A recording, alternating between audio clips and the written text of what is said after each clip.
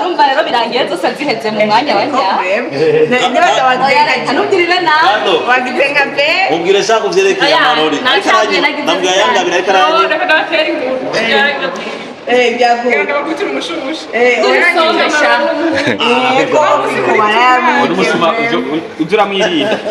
nayakwivye gute aho no kubera yatwaye amarori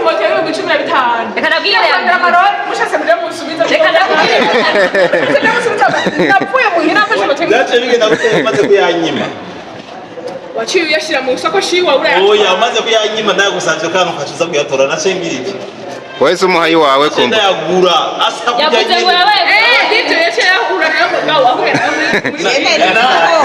nandi ko wacungura yandi ucumishira mu sakoshi oya nkajya nyine nabwo ati cagura yandi no yari kara yanyima aya nangorane akantu katanze mira y'imoto no kumumviza bahisemwo kukirengagiza warugiye kumuramu ubukuti wawe amarori yanje muhiriwe kubera itayantumye ibyo se navyumvise yari yagusanze muhira wawe yanyitse urashobora guca umuntu arahati yoga yawe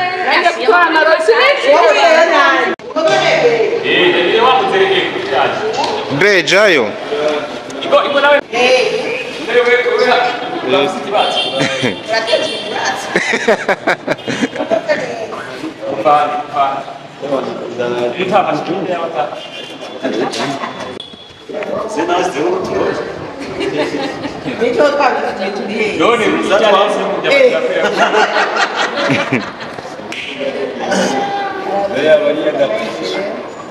cyangwa bakamugutumbira Oh yeah, alright.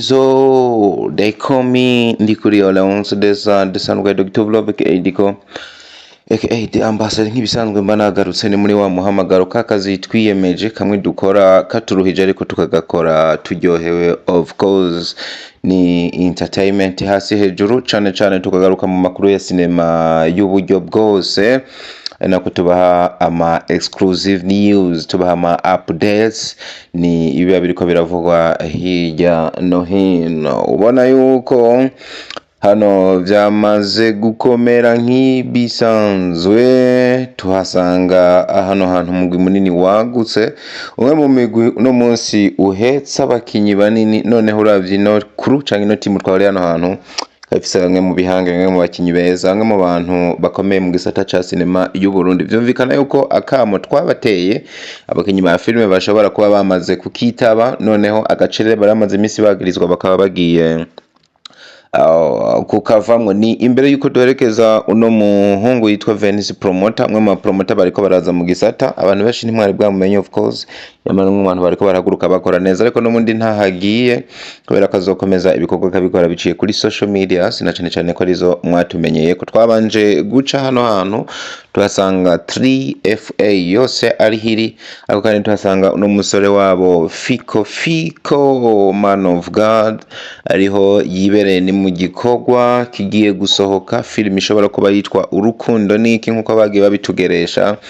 Film ubona yuko bamaze kwitegurira ibikorwa byayo, tubasanze aho bariko barategura integuro mu nama babanje gukora burya akazi kagiye kubandanya n'ibindi vy'imikenyuro yabo. Noneho bagira ko bafata amafoto, namwe mu mafoto bivuga yuko ashobora kubonekana kuri cover canke ino foto ndangagikorwa kiba kigiye gusohoka, ariko kandi namwe mu mafoto bashobora gukoresha no mu bikorwa.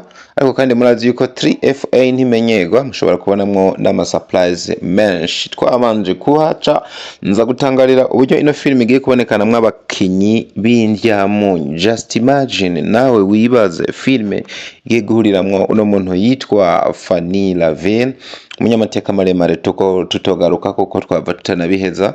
Nimwe mu bantu bahagaze neza mu gisata, mwe mu bantu bagiye berekana ko bishoboye, mu bantu bakoze ibikorwa byinshi, mwe mu bantu bariko barinjiza amafaranga menshi, mu bantu bafise ama contrat menshi, mu bantu bafise ama award, mu bantu bafise igikundiro, mu bantu bafise itafari rinini, bafise nico basiguye kuri sinema y'u Burundi. Noneho wibaze Fanny Lavin ahuriye muri film imwe n'umwe mukobwa ariko arakora ibitangazo, mu makobwa bafise acting skills ziremereye, uno de Havel Akhinisia Kagisye.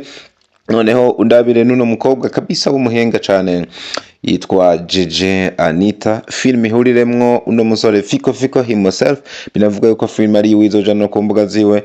Noneho ushiremwo uno yitwa Smash Finnegan, mwe basore bafite physique kabisa nkunda. Come on, physique yubatse neza nko mu basore bafite acting ziteye ubwoba nko mu bantu bakina bikomeye.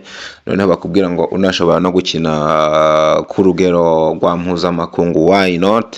Ariko bakakubwira ngo niyagira umwete akabandanya noneho akagura akamenya kwidandaza akanamenya ico yahamagariwe n'umwe mu basore bahagaze neza. Nkamubona uno the real living legend, mu batama babikoze neza, umwe abantu bafite izina rikomeye, umwe rugenda amaze gukina muri filime mpuzamakungu igaca ku ma TV ikaja no mu mahiganwa muri Amerika, no yitwa Kaposho.